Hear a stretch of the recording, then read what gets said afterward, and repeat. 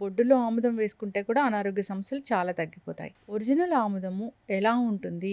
దాన్ని ఎట్లా గుర్తుపట్టాలి? డైరెక్ట్‌గా మంచిగా ఇలా స్పూన్‌తో కూడా తీసేసుకోవచ్చు. కమ్మగా ఉంటుంది. స్మెల్ గూడా చాలా బావుంటుంది. కలర్ గూడా అంత మరీ డార్క్ కలర్‌లో కూడా ఉండదు. ఇలా కొంచెం షేడ్ ఉంటుందన్నమాట. యెల్లో అండ్ బ్రౌనిష్ షేడ్ ఉంటుంది. చిన్న పిల్లలు, చంటి పిల్లలున్నా, పెద్దవాళ్ళు ఉన్నా కూడా ఇంట్లో ఖచ్చితంగా ఆముదం ఉండాలి.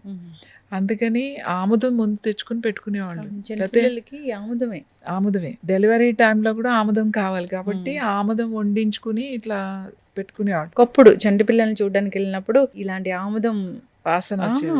చాలా బాగుండేది. చంటి పిల్లలకి స్నానం చేపిచ్చేస్తాం కదా! స్నానం చేపించిన తర్వాత అంత ఆముదం తీసుకొని మాడికి పెట్టేవాళ్ళు ఇక్కడ. ఇట్లా ఊరికే ఎల్లా అనేవాళ్ళనమాట.